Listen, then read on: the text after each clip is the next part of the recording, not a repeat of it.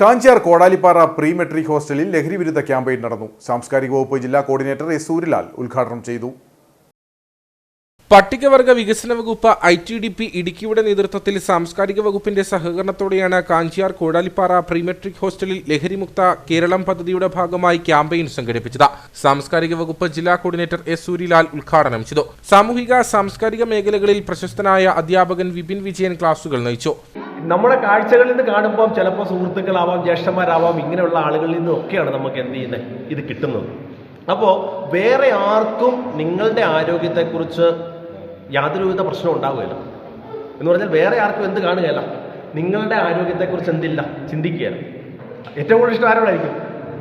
നമ്മളോട് തന്നെ ഇഷ്ടം. രണ്ടാമത്തോ അത് കഴിഞ്ഞിട്ടോ അത് കഴിയുന്നില്ലല്ലോ. കാരണം ഈ നമ്മളോടുള്ള ഇഷ്ടം എന്ത് ചെയ്യല, അത് നമ്മളുടെ ഒരിക്കലും പോവുകയില്ല.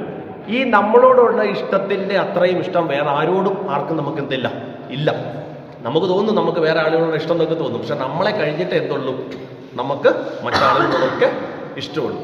അപ്പോൾ നമ്മളെക്കുറിച്ച് എങ്ങനെ ഇരിക്കണം, നമ്മളെങ്ങനെ ജീവിക്കണം, നമ്മളെങ്ങനെ തുടർന്ന് സമൂഹത്തിൽ കാണണം എന്നുള്ള ഒരു പ്ലാനിങ് നിങ്ങൾ ഉണ്ടാക്കിയെടുക്കുമ്പോൾ നമുക്ക് ലഹരി ഒരിക്കലും നമുക്ക് സപ്പോർട്ട് ചെയ്യുന്ന ഒന്നല്ല.